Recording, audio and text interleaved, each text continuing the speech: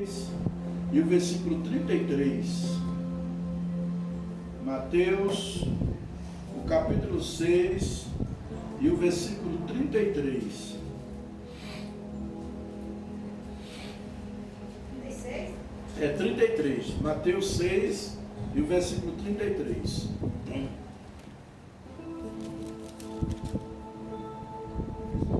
Mateus, capítulo 6 e o versículo 33.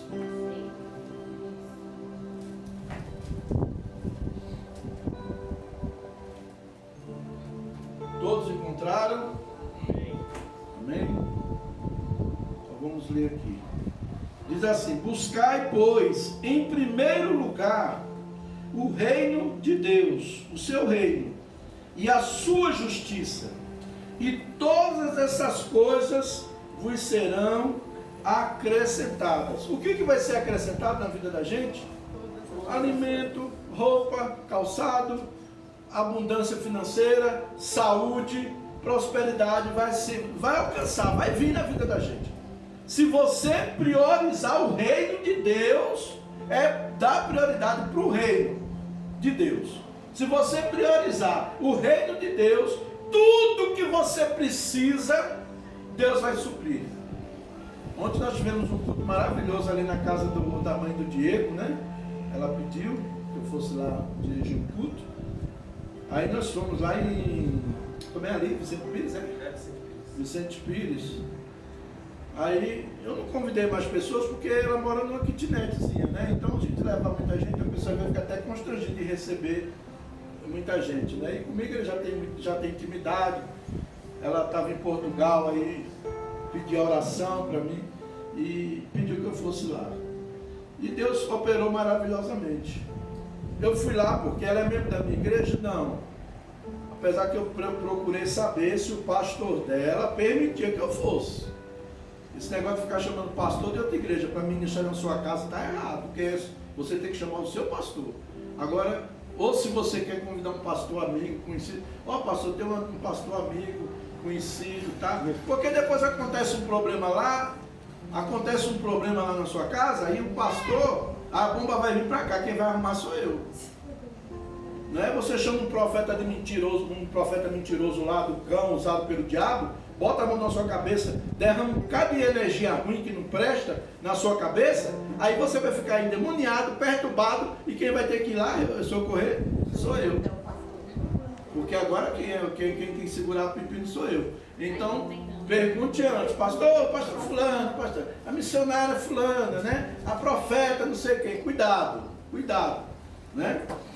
Então, e depois, irmão, nós vamos ver Mateus capítulo 12 e o versículo 11. Eu sou um bocado radical com relação ao reino de Deus. E eu não gosto de brincar de evangelho. Ou eu sou, ou eu não sou. Comigo é assim. Ou eu sou, ou eu não sou. Mateus capítulo 12, versículo 11. Diz assim.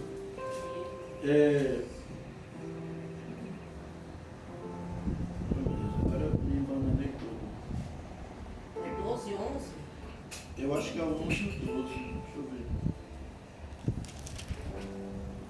Alguém procura para mim quando Jesus diz que o reino de Deus é tomado à força. É o 11 e 12. É o 11 e 12, né? É. Leia para mim, Diego, por favor. Diego, a Bíblia, foi a Bíblia que falou.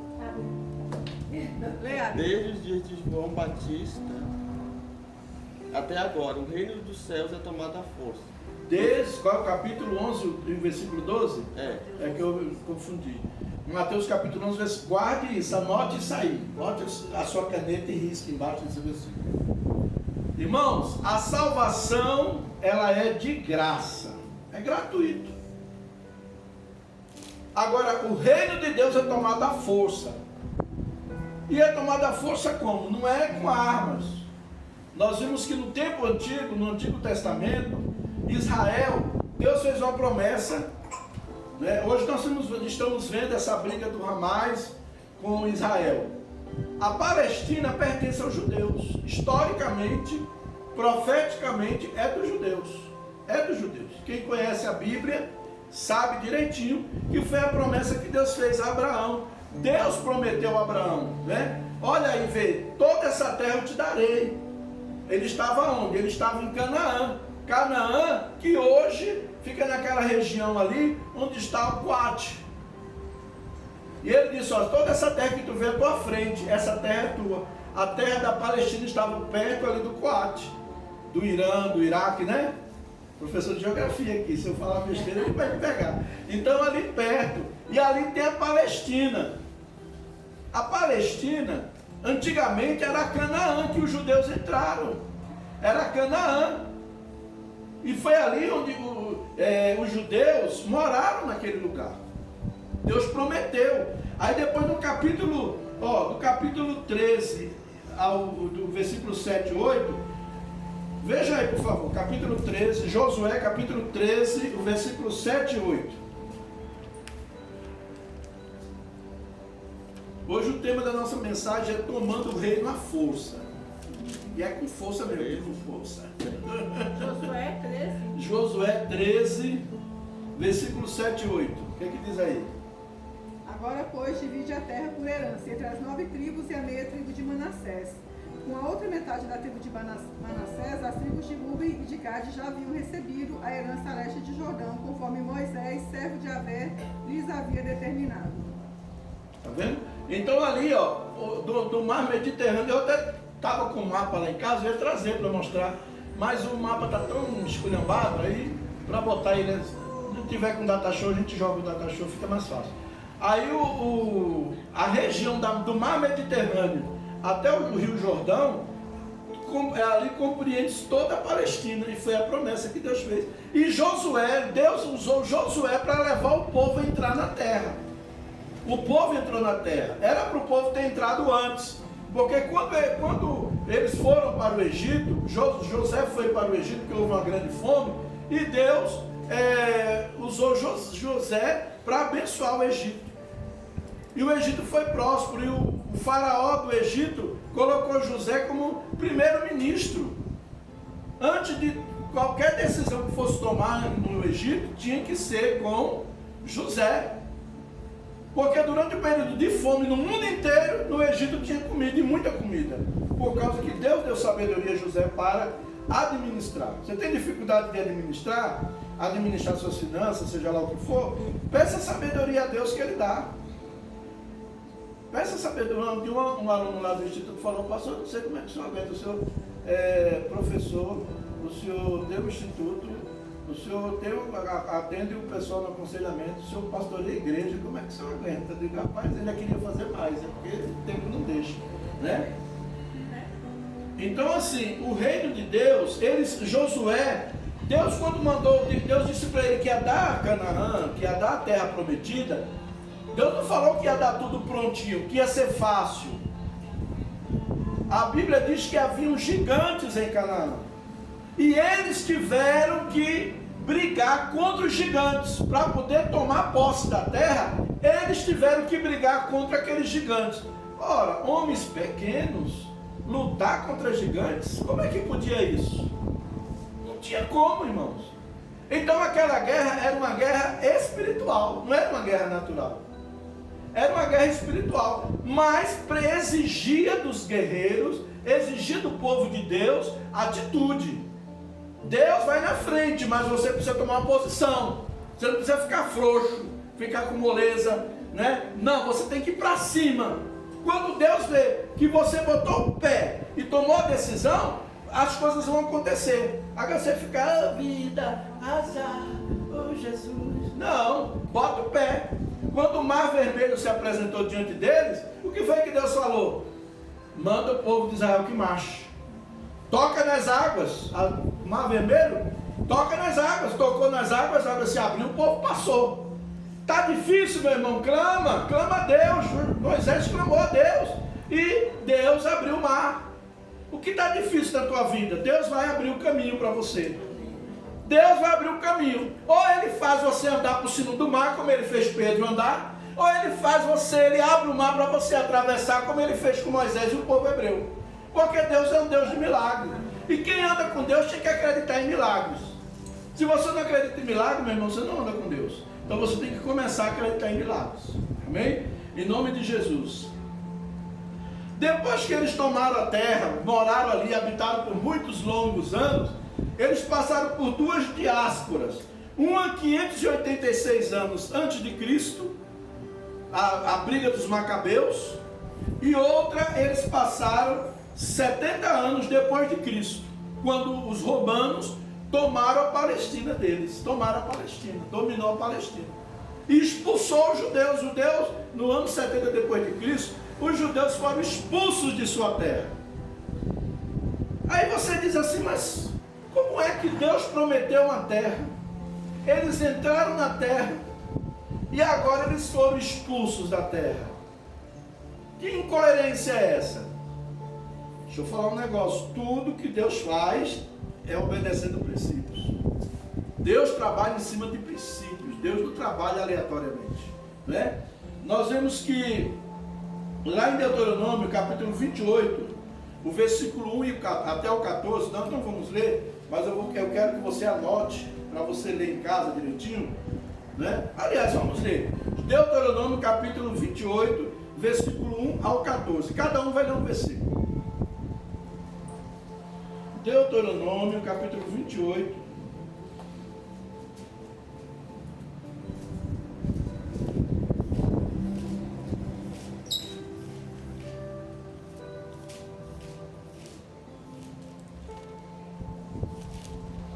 Do versículo 1 ao 14.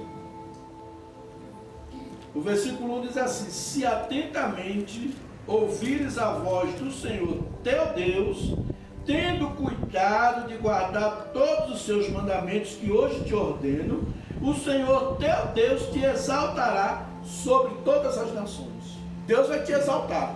Mas qual é o princípio que ele fala? Se obedecer, guardar os mandamentos. Se obedecer, se guardar os mandamentos. Se eu não guardo os mandamentos, Deus não vai trabalhar. Deus não vai realizar o que Ele quer realizar na minha vida, né? Então, Deuteronômio 28, 14. O versículo 2 diz o quê? Se ouvires a voz do Eterno teu Deus, virão sobre ti e te acompanharão todas essas bênçãos. O versículo 3. Bendito serás tu na cidade, e bendito serás no campo. 4. Os filhos do seu ventre serão abençoados, como também as colheitas da sua terra, e os bezerros e os cordeiros dos seus rebanhos. Versículo 5. Bendito teu cesto e a tua amassadeira. 6. Vocês serão abençoados em tudo o que fizerem. 7. Versículo 7 agora. O Senhor derrotará seus inimigos quando eles o atacarem. Eles virão contra vocês de uma direção, mas serão dispersados em 7 direções. Que tremenda essa promessa, gente. O Senhor fará que sejam derrotados na tua presença os inimigos que se levantarem contra ti. Quem torceu pela sua derrota, quem torceu pelo seu fracasso, quem batalhou para ver você dar mal, agora ele vai ter que cair por terra, né? E depois ele diz assim: por um caminho sairão contra ti. O teu inimigo vem por um caminho. E a Bíblia diz o quê? Mas por 7 caminhos fugirão da tua presença. Eles serão despedaçados. Eles serão assombrados, assustados, que eles sairão sem saber por onde vão. E acaba se espalhando. Eles vinham juntos para vencer a guerra e acabam se espalhando, né? Amém? O versículo 8. O Senhor mandará que a bênção esteja contigo nos teus celeiros, e em tudo que puseres a sua mão, e te abençoará na terra que te der o Senhor teu Deus. Tudo que puseres a tua mão, o Senhor te abençoará. Não é o seu salário que vai dizer que você vai ser próspero. É a atitude que você tem com o salário que você recebe. Não é a sua força, o seu intelecto, o seu conhecimento acadêmico que vai te dar, que vai fazer, que está a tua força. A tua força está no Senhor dos Exércitos. Se você obedecer a Ele, se você andar com Ele. Leia outro versículo. O Senhor te confirmará para si por povo santo, como te tem jurado, quando guardares os mandamentos do Senhor teu Deus, e andarás nos seus caminhos. E andar nos seus E caminhos. andares nos seus caminhos. O 10. Então todos os povos da terra verão que vocês pertencem ao Senhor e terão medo de vocês. Os povos da terra verão que vocês serão chamados pelo nome do Senhor e terão medo de vocês. Eu vou dizer para vocês, eu ainda sou desse tempo que o ímpio tinha medo de mexer com o crente. Alguém alcançou isso? As pessoas tinham medo de crente terrível. Não mexe com esse crente aí não mexe com esse crente não, que é perigoso. Porque ele ora e Deus faz coisa. Não mexe com ele. Mas hoje o povo não respeita mais. O povo hoje não respeita. O outro versículo, que é... O versículo agora é o... E o Senhor te dará abundância de bens no fruto do seu ventre, e no fruto dos teus animais, e no fruto do teu solo, sobre a terra que o Senhor jurou aos teus pais te dará. O 12. O Senhor te abrirá o céu, o depósito do seu tesouro, para dar chuva à tua terra no seu tempo e para abençoar toda a obra das tuas mãos. E emprestarás a muita gente, porém tu não tomarás emprestado. Olha aí, Deus quer que você empreste, mas que não tome emprestado. Deus quer que prosperar. O 13. Se derem ouvidos a O 13, o 13. Se derem ouvidos a estes mandamentos que hoje lhes dou, e se os cumprirem fielmente, o Senhor os fará a cabeça e não cauda. Tá vendo? Vocês estarão sempre por cima e nunca por baixo. O Senhor te porá por cabeça e não por cauda. Você não vai ser humilhado, você não vai andar se rastejando aí para os outros, se achando um Zé Mané, um coitadinho. Não, Deus vai colocar você por cima. Você trabalha numa empresa, às vezes você é o faxineiro da empresa, mas às vezes você tem mais autoridade ali do que o chefe. Por causa da sua postura, por causa da sua fé em Deus. O versículo 14. E não te desviarás de todas as palavras que hoje te ordeno, nem para a direita e nem para a esquerda, para andares após outros deuses, para os servires. Está vendo? Então o que acontece? Deus deu uma promessa. Porém, ela é condicional. Se você andar na minha presença, se você me servir, se você não se voltar para os outros deuses, eu estarei contigo. Eu cumprirei na tua vida todas essas promessas. Mas o que aconteceu com Israel? Se voltou para a idolatria. Israel se voltou para a idolatria. E hoje, até hoje, eles pagam isso. Eles pagam por esse preço. Eles foram expulsos da terra deles por causa disso. Como nação, eles rejeitaram o Messias. Ainda tem mais essa, gente. Como nação, eles rejeitaram o Messias. Veja aí, Mateus capítulo 27, versículo 25. Veja a promessa, veja a palavra dele. Há poder nas suas palavras. Cuidado com o que você fala. Mateus 27 e 25.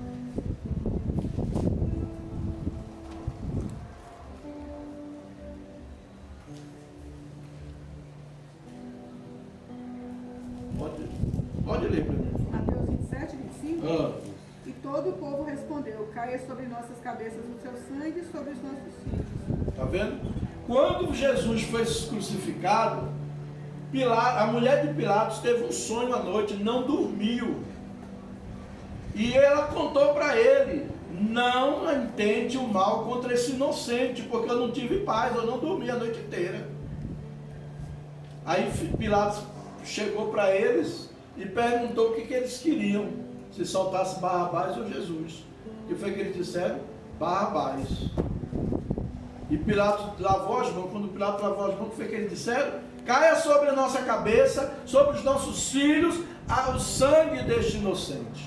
Não é isso? Caia sobre o sangue dele, o sangue desse inocente não. Caia sobre as nossas cabeças e a dos nossos filhos, o sangue deles. E eles pagaram caro com isso. Por quê? Porque no ano 70 eles foram todos expulsos da terra deles. Foram todos expulsos. E depois teve o Holocausto. Lembra do Holocausto? Holocausto, que foram mortos milhares de judeus.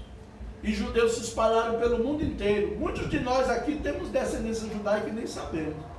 Ó, nome de árvore, nome de profissão, tudo é descendência judaica, de raiz judaica. Tudo é descendência Pereira, Ferreira, Lima, tudo é descendência judaica. Porque quando eles saíram, quando eles fugiram por causa do Holocausto, se espalharam pelo mundo, eles tinham que se declarar cristãos. Já que eles vieram para Portugal e Espanha foi colonizado pelo catolicismo, e ali eles, para serem aceitos, eles tinham que mudar o nome deles para o nome cristão. Eles não queriam botar o nome pagão, aí eles botavam o nome de uma fruta, de uma árvore, entendeu? Alecrim, o nome de uma planta, o nome de uma profissão, né? Eles colocavam. E assim, por exemplo, os judeus que moraram em Recife, a primeira sinagoga das Américas foi em Recife, na Avenida do Bom Pastor. Lá em Recife tem a primeira sinagoga e mais antiga sinagoga das Américas. Os judeus que saíram de lá, que foram expulsos de lá de Recife, foram para Nova York e fundaram o estado de Nova York. Sabia disso, Wesley? Os judeus que fundaram o estado de Nova York. Por isso que a economia americana ajuda o judeu, não é porque o americano é bonzinho, não, é porque a economia americana está na mão deles, do judeu, né? Então esse povo, eles perderam as terras, eles perderam a identidade deles, eles tiveram que se espalhar pelo mundo inteiro. Por quê?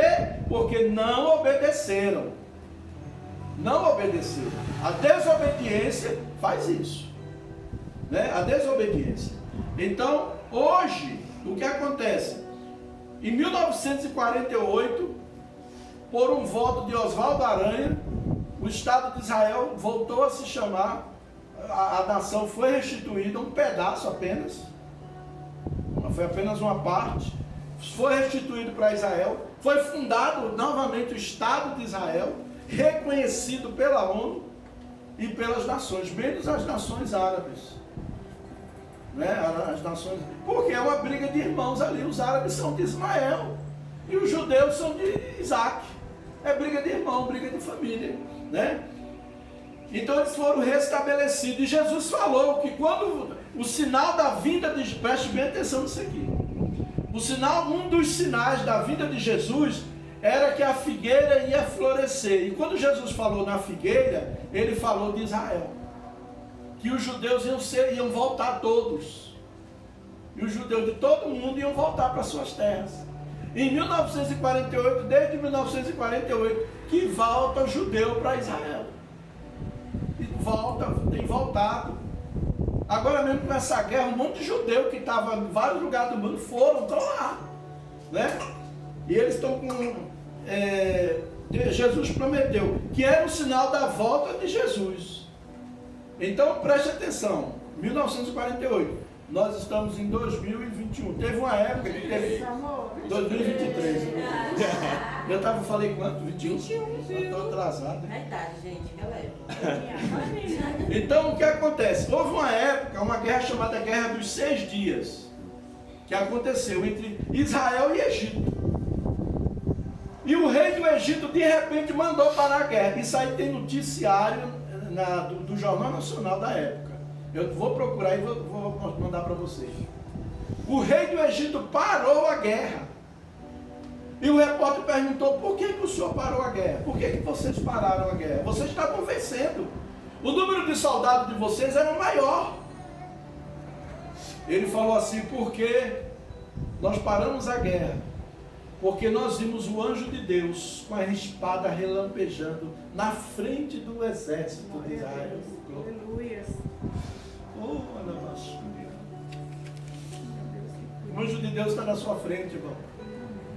Ai de quem te tocar, o anjo de Deus está na tua frente. Não é só de Israel, não. O anjo de Deus está na tua frente. Quem se levantar contra você vai cair. Porque o anjo de Deus está na tua frente, está contigo. Deus está contigo, Deus está conosco. E o rei do Egito falou isso na televisão. Nós vimos o exército de Israel com a espada. O anjo na frente dos exércitos de Israel com a espada relampejante. Era a morte na certa, meu irmão. Ia acabar com todos eles. Eles disseram, não estou doido, não vou entrar aí não. Não vou entrar, o rei foi esperto. E você vê que o Egito, ele mantém uma certa paz com Israel. Um respeito, né? Então nós vimos que quando aquele povo desobedeceu, irmãos, veio tudo contrário. Tudo aquilo que Deus tinha prometido para eles, veio tudo contrário para a vida deles. Então eu quero dizer para você, eu quero ensinar para você, na guerra espiritual, há uma batalha na mente, na nossa mente, na nossa fé.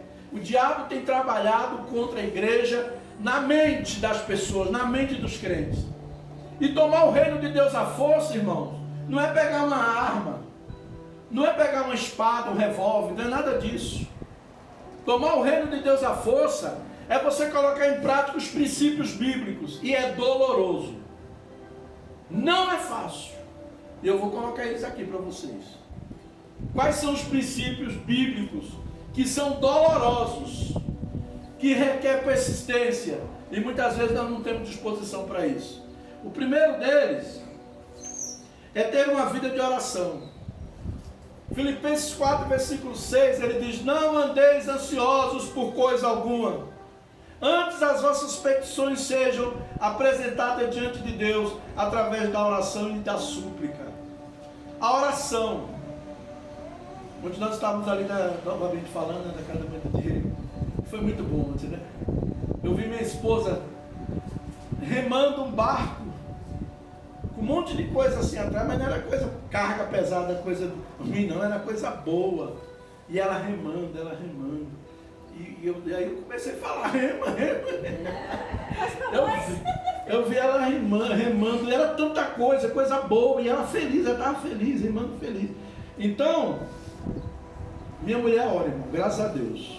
Graças a Deus, Deus me deu uma esposa que ora, ela é de oração. De manhã está lá se rasgando lá com Deus lá. 4 horas da manhã, 5 horas da manhã está lá se rasgando com Deus. Eu já tenho outro estilo de orar, né? Eu já sou mais meio light, mas eu passo de orando. Eu estou onde tiver, eu estou orando. Eu oro o tempo todo, né? Então, assim, Mateus capítulo 7, versículo 11, o que é que diz aí? Mateus capítulo 7, versículo 11. Pouco tempo depois, Jesus foi para uma cidade chamada Naim. Não, Mateus 7 e 11. Meu jovem. Desculpa. Eu não sou eu que estou velho só não, você também. Vamos juntos.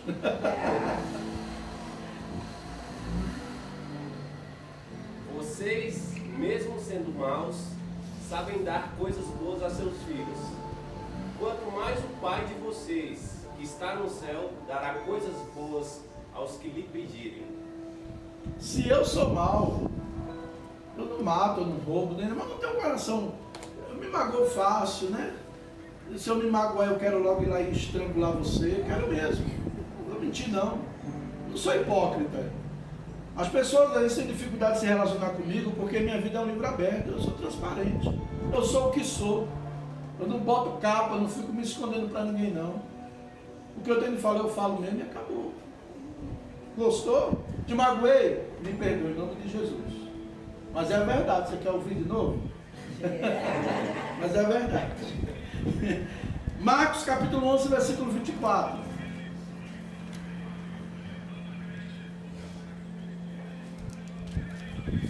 Marcos capítulo 11, versículo 24. Estamos já terminando. Pode Por ler. isso eu afirmo a vocês, quando vocês orarem e pedirem alguma coisa, creiam que já a receberam, e assim tudo lhes será dado.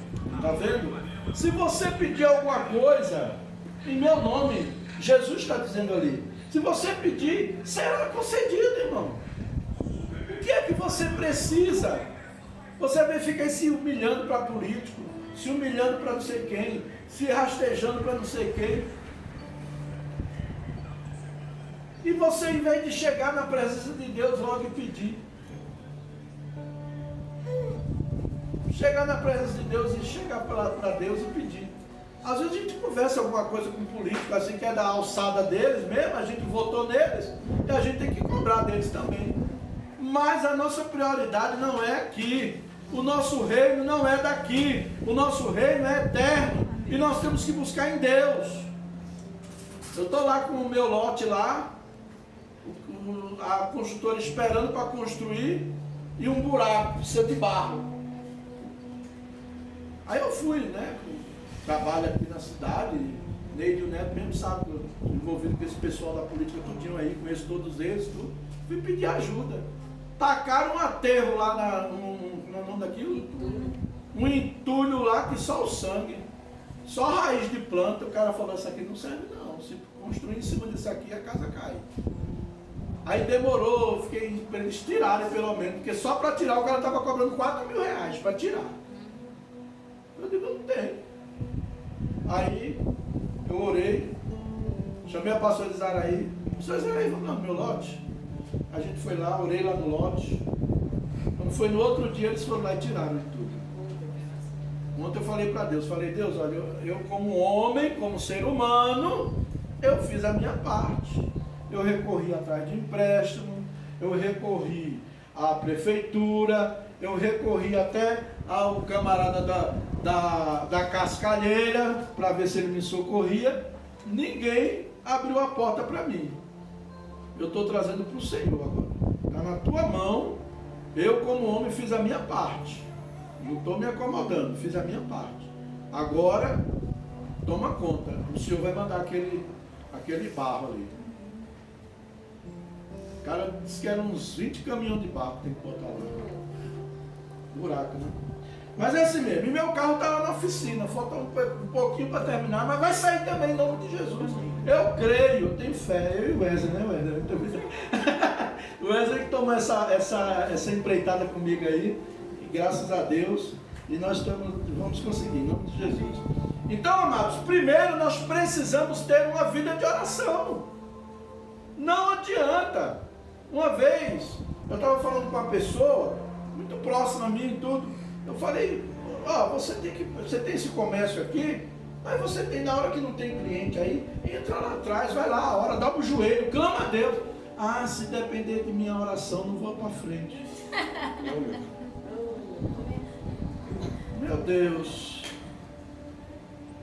Meu Pai do céu. Se depender da minha oração, não vou para frente. Que isso, gente? Vamos orar. Vamos orar. Ele vai estar escutando esse vídeo aqui, não tem problema não. Falei o nome. Segundo ponto.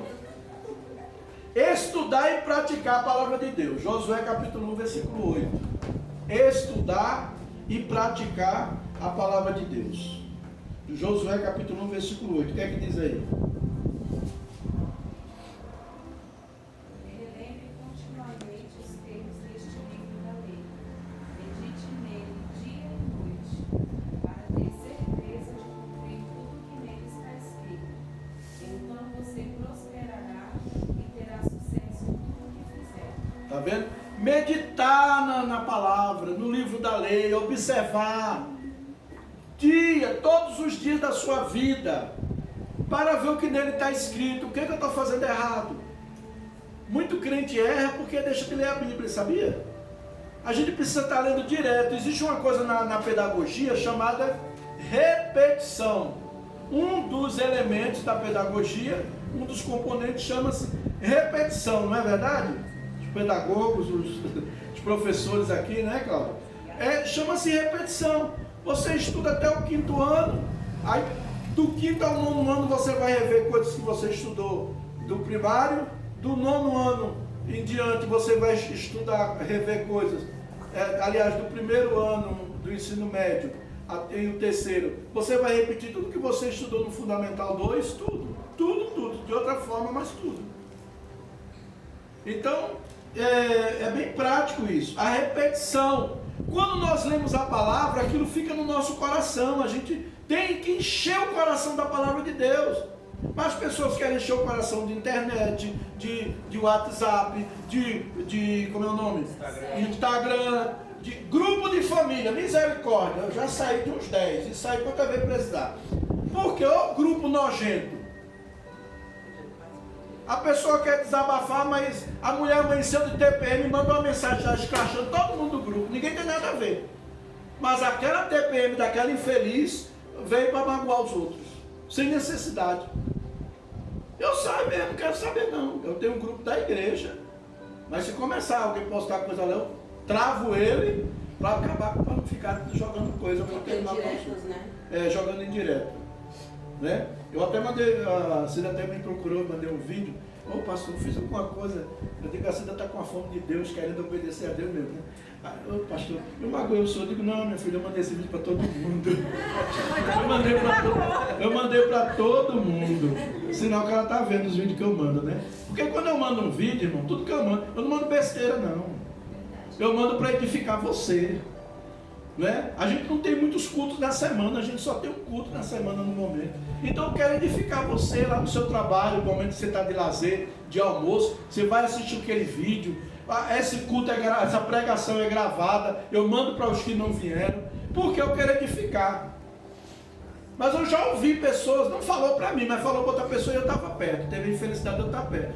E o meu ouvido surdo, eu tenho um ouvido surdo, mas tem coisa que eu não deveria ouvir, eu acabo escutando. Aí eu pensei que eu mando vídeo longo, que não abre meus vídeos não, que não lê não, porque eu só mando vídeo longo, mensagem comprida. Meu irmão, eu mando mensagem para edificar o povo de Deus. Se você não é povo de Deus, sai do grupo então. Se você não é crente, se declara logo. Eu quando quis servir o mundo, eu fui mesmo.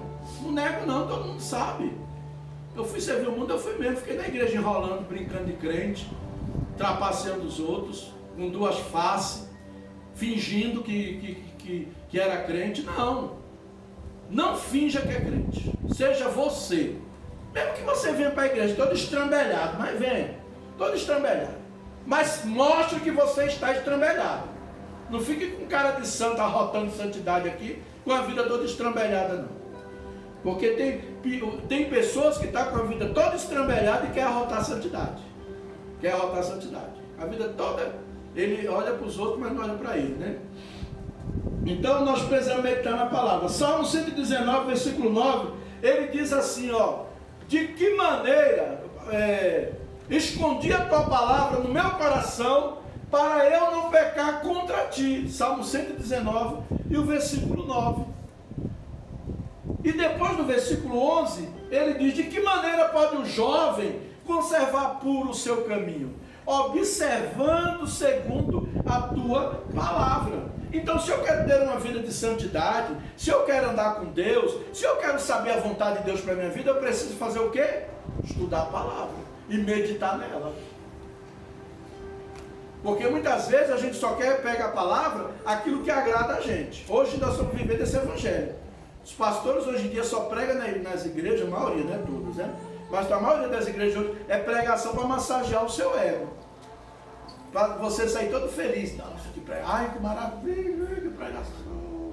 Eu sou o super-homem. Que nada, velho. Ele sai da igreja assim, se achando o super-homem. A mulher sai da igreja se achando a Barbie. Tem igreja aí que a mulher sai da igreja e parece que se sentindo a Barbie, o homem o Ken. Né? Misericórdia, Jesus, sai dele. João 5,39. O que Jesus diz aí? É Jesus que está falando agora. Leia aí, por favor.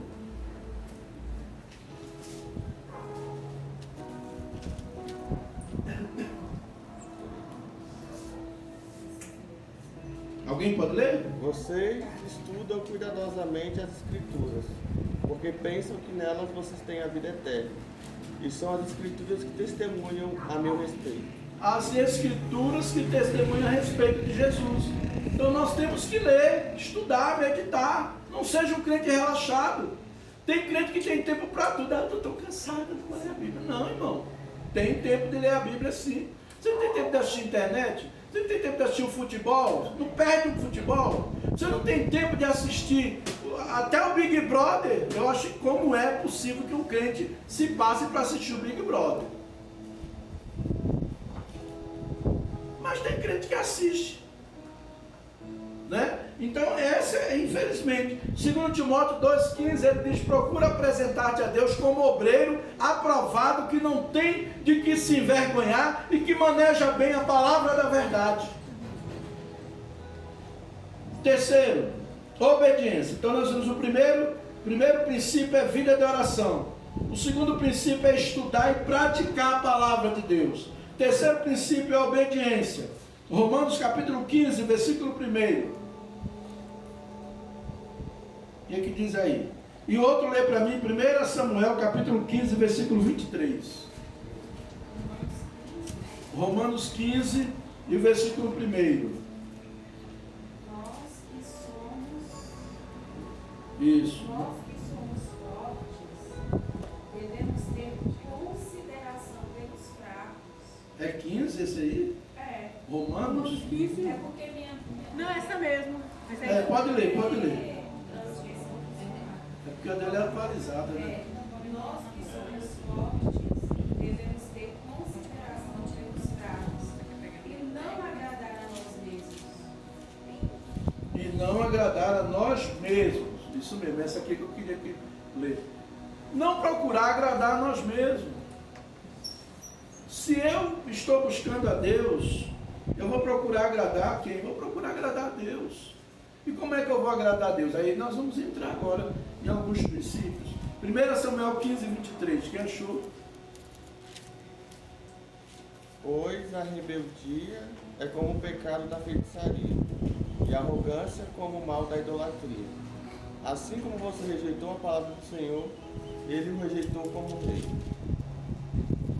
Está vendo, irmãos? A desobediência é considerada pecado de feitiçaria. Desobedecer, você que é desobediente, é a mesma coisa, você está cometendo o mesmo pecado de alguém que está ali na encruzilhada fazendo um despacho, matando uma galinha. Porque é feitiçaria. E a arrogância, é o que? Arrogância? O que tem aí? Arrogância? Como o mal É idolatria. Idolatria. Né? Então a gente tem que ter cuidado com a arrogância e cuidado com a desobediência. E obedecer a quem? Quem é que eu vou obedecer então? Primeiramente, eu vou obedecer a Deus. Lá em Atos 5, capítulo 5, quando Ananias e Safira combinaram numa oferta, o marido e a mulher fizeram um arrumadinho de família para roubar na igreja, porque Pedro não pediu para eles dar, Pedro não mandou eles dar. Ele viu José levar, vendeu a fazenda, Barnabé, né? Vendeu a fazenda e pegou todo o dinheiro da fazenda e lançou aos pés dos apóstolos. Eles vendo aquilo para querer se aparecer, eles se combinaram, dizendo que venderam a propriedade, combinaram, ó, nós vamos dizer que vendemos por tanto. Vamos supor que ele vendeu lá por 200 mil e vamos supor que ele deu 50 mil lá. Nós vamos dizer que vendemos por 50 mil. Pedro estava cheio do Espírito Santo. E um homem cheio de Espírito Santo, ninguém faz ele de palhaço. Não faz mesmo. E ali, Pedro disse, vendesse portanto essa propriedade? Sim, vendi portanto. Aí Pedro disse, tu mentiste ao Espírito Santo. Se tu tivesse falado a verdade, tu dava o que tu tinha que entregar, dava a tua oferta e tu ia embaixo para casa, não precisava mentir. Por causa disso, tu morrerá, caiu morto no meio da igreja. Aí veio a mulher, foi a mulher que veio primeiro? Não, Maria. Foi o marido. Aí depois veio a mulher também, a Maria da Casuda. Entrou no mesmo pecado. Pedro falou, vendesse, portanto, ó, vendi. Mentisse ao Espírito Santo, mentisse a Deus.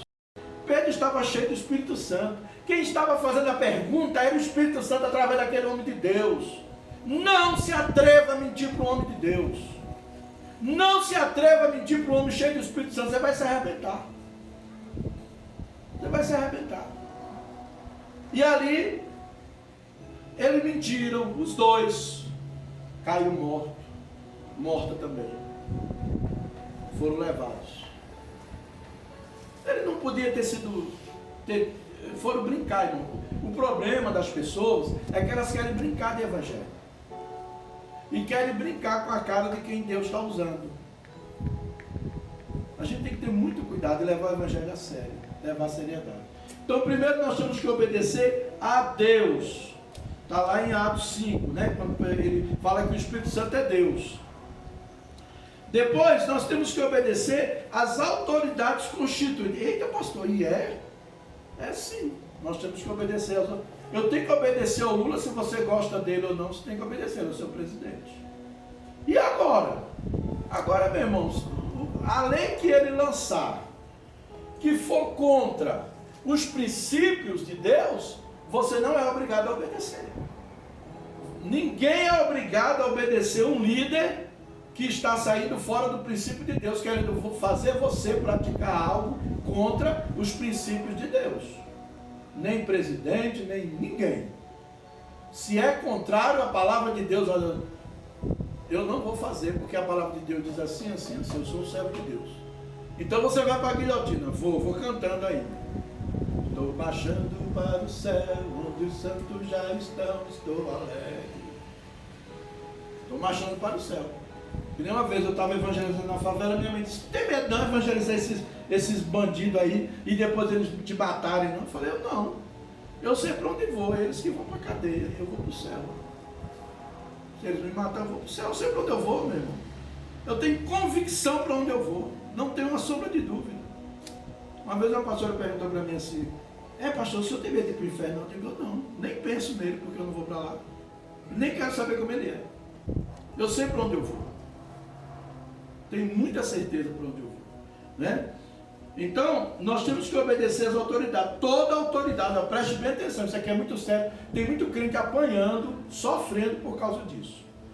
Toda autoridade foi Deus que colocou, seja o presidente da república, seja o governador, seja o prefeito, seja seu pai, seja sua mãe, seja seu marido, seja quem for autoridade sobre a sua vida, foi Deus quem colocou. E se você não se submete, você se arrebenta. Você paga o preço, né? Vamos ver aqui, ó. A palavra de Deus diz, vós mulheres, primeiro para as mulheres, misericórdia. Mulheres, sede submissa aos vossos maridos. Por quê, irmão? Não é fácil ser submisso. É fácil, Cláudio, seja sincero. Não é fácil. Cada cabeça é um mundo. Cada cabeça tem uma opinião diferente. E aí o marido dá uma doida na cabeça dele, diz assim, eu vou lá para o Nordeste. Eu falei para minha esposa, falei, se eu passar no conselho, eu fiz a prova do conselho de psicologia, quase que eu passo, porque ela orou para eu não passar. Ela não queria. Eu falei, se eu passar, eu vou para o Recife. E você vai comigo. Se eu passar, eu vou para lá. E eu vou atrás. Aí, não passei, faltou pouquinha coisa para eu passar, né? Acho que ela orou. Amor. Elas machucaram lá no chão. Mas vamos supor, se eu passasse no conselho de psicologia e dissesse, eu vou. Ela tinha que ir, porque ela é minha esposa. Ela é minha esposa. E ela, mesmo que ela não goste do Recife, mesmo que ela não goste do calor do Recife, ela tem que ir. Submissão é isso. O que é submissão? É a mulher andar debaixo da missão do marido. Aí ela vai, chega lá no Recife, eu me decepciono, porque eu tenho uma família abençoada lá. Aí eu me decepciono, aí vem embora. Não, vou pedir transferência de novo, para Paraíso, para Brasília. Ela, como minha mulher, ela vai ter que vir caladinha, sem ficar falando. Tá vendo? Eu não falei para você. Eu falei que não ia dar certo. Porque é errado a mulher ficar jogando a cara do marido toda hora. Mas é errado. É insubmissão. É insubmissão. No fundo ela quis dizer, eu estava certo e você estava errado. Eu estava certo e você estava errado, seu povo. O cara já está arrebentado, frustrado, magoado com ele mesmo pela besteira que ele fez. Aí a mulher ainda fica... Que eu já vi, eu fazia parte do ciclo de oração lá em Recife, eu ficava indignado de ver aquelas irmãs, olha meu marido, homem de Deus, aqui ó, homem de Deus, já me traiu, já botou chifre em mim, arrumou outra mulher, passou na minha cara, mas agora ele é homem de Deus.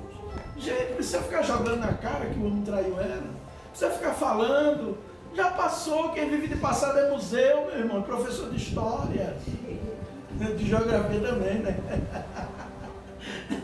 Então assim, ser submissa, a mulher ser submissa ao marido, mas também tem uma condição, vós maridos, amai vossas mulheres como Cristo amou a igreja e se entregou por ela. Tem mulher que morre de medo de pedir qualquer coisa para o marido, porque ele vai dizer não. Qualquer coisa. Até para ir ali na padaria comprar um pão, ela morre de medo, fica se cagando lá. Desculpa o que eu já falei. Será que eu peço? Será que eu não peço? Porque sabe que vai ouvir uma resposta, não vai ouvir nada, ele não vai mesmo. Você está amando sua mulher como Cristo amou a igreja? Você está amando como Jesus amou a igreja? Então existem esses dois lados, né? Às vezes. Por quê? Porque o marido amar a mulher, por que Deus não falou para a mulher amar o marido? Porque a mulher é mais fácil de amar. O homem não. O homem é mais difícil. E o homem é pão duro, irmão. Desculpa falar, os irmãos que estão aqui, mas o homem, para meter a mão no bolso e tirar qualquer dinheiro, é pão duro mesmo. É pão duro. Todo homem é pão duro. Não conheço um que não seja. Se tiver um que não seja, você me apresente, que eu quero conhecer. Né? Mas o homem é seguro, né? Aquela coisa. Pão duro. Entendeu? A mulher não, a mulher já é mais mão aberta. Então, nós temos que amar. Ser parceiro. Ser parceiro da mulher. Às vezes a mulher não está bem. Aí, mas eu quero janta. Aí a mulher está lá morrendo, coitada, não consegue nem levantar da cama. Tem que levantar morrendo de dor para fazer janta para o infeliz, porque senão ele vai tocar o terror em casa. Né? E assim por diante. Então, cuidado. Também não é ser marido frouxo, marionete na mão de mulher. Porque tem mulher que ela quer luxar, ela quer ostentar e não tem pena do cara. Ela ferra com a vida do homem. Ela acaba com a vida do cara, porque o cara se mata de trabalhar para sustentar a ostentação dela. Deus me perdoe. Ainda bem que minha mulher não é assim. Graças a Deus. Graças a Deus. Terceiro, nós vimos aqui a igreja, os filhos. Efésios capítulo 6, versículo 1 a 2. Filhos, sede em tudo obediente aos vossos pais. Se o seu pai está pedindo uma coisa para você que não é contrária à palavra de Deus, fique quieto e faça. Se o seu pai está te dando uma ordem que não é contrário, que não vai chocar com a palavra de Deus, se aquiete e faça. Isso é guerra espiritual, irmão. Estou falando de batalha espiritual. A gente pensa que guerra espiritual é chegar, marchar, pisar na cabeça do diabo, aí você vai cheio de brecha, o que vai acontecer? Você pisa na cabeça do diabo, acerta bem no chifre. E aí ele rasga teu pé. E agora? Não brinca. Deus quer abençoar o povo dele. Né? Deus quer abençoar. A igreja deve submissão a Cristo. A igreja, nós como igreja, temos que estar submissos a Cristo. Hebreus 10, 25 diz, não deixando de congregar, como é costume de muitos, de alguns, aliás. Como é costume. Aí eu agora sou desigrejado. Inventaram a denominação nova agora.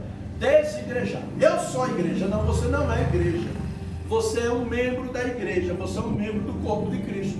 Se você não congrega, você é uma perna que está andando solto por aí. A igreja é isso aqui. A gente é edificado na comunhão. Quando a gente se reúne para comer junto, conversar uns com os outros, né? Obediência aos nossos pastores. Hebreus capítulo 13, alguém pode ler? Hebreus 13, versículo 7. Estou terminando, só falta um agora, tá? Hebreus capítulo 13 e o versículo 7. Lembrem-se de seus líderes, eles ensinaram a palavra de Deus. Lembre-se dos seus líderes. Ela não terminou. Terminou? Não. Pensem em todo o bem que resultou da vida deles e sigam seus erros de fé. Isso. Tem gente que já aconteceu isso comigo. Eu comecei a pastorear a igreja, eu tinha 24 anos.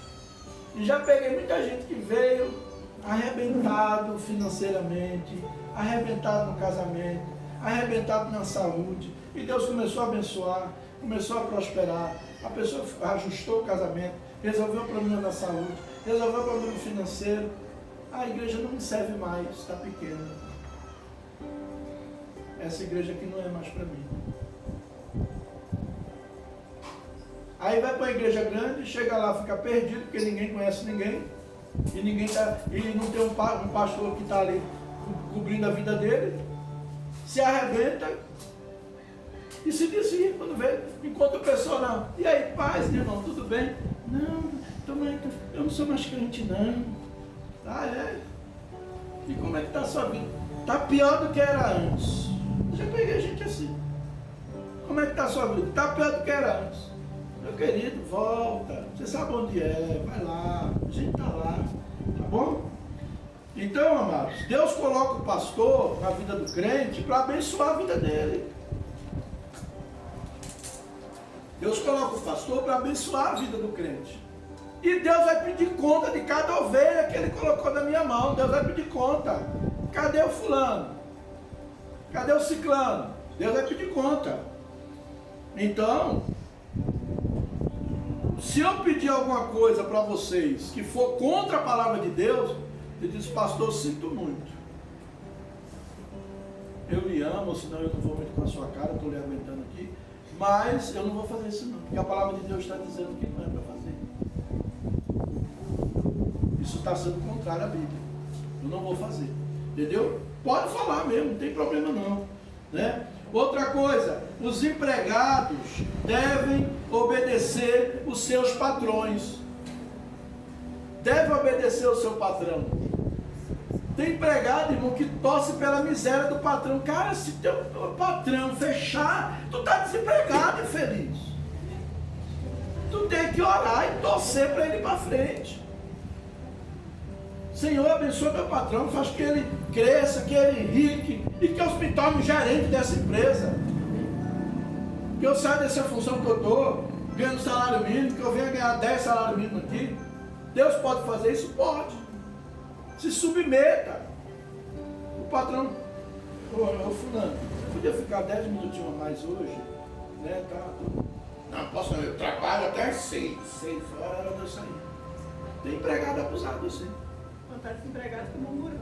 E ainda é pior ainda quando é empregado crente. Quando é empregado crente. Todos, graças a Deus o Abel não é assim não. Mas tem um empregado crente que é o cão. Ele é o cão. Ele trabalha com o patrão dele que é evangélico. Aí ele vai para a vigília. Ele sabe que tem que trabalhar no outro dia. Aí ele vai para a vigília. Chega no trabalho, 11 horas da manhã, atrasado. Aí o patrão vai falar com ele: oi, irmão. O irmão sabe. Eu estava na vigília, né? Cara, vai para a vigília no outro dia que tu não tem que trabalhar. Vai para a vigília no dia que tem que trabalhar. Tem muito crente que não gosta de pregar crente. E eu vou falar a verdade para vocês. Eu sou um deles. Se tiver uma empresa, o crente para trabalhar comigo tem que ser bem peneirado. Eu contratar ele. Porque eu não contrato. É pior do que eu sinto. Tem muitos crentes que trabalham. Abner mesmo vê isso lá onde ele trabalha. Não é, Abner?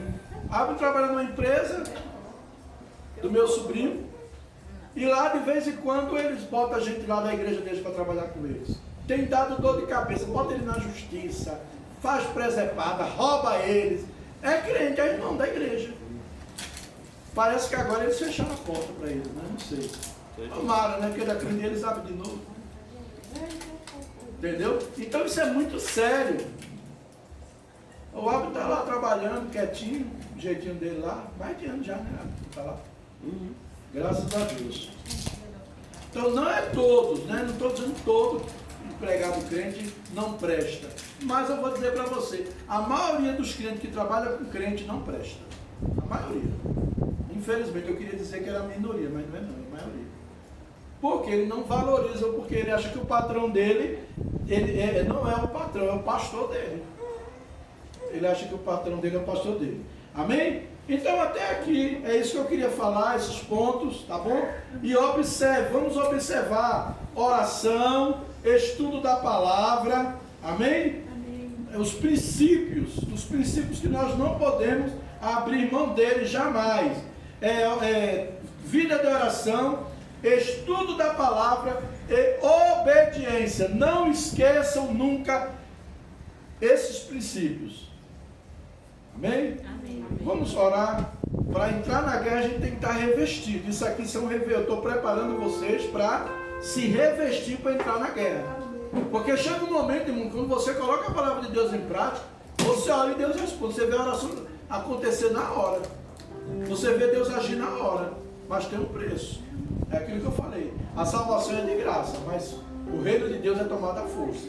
E nós vamos tomar a força.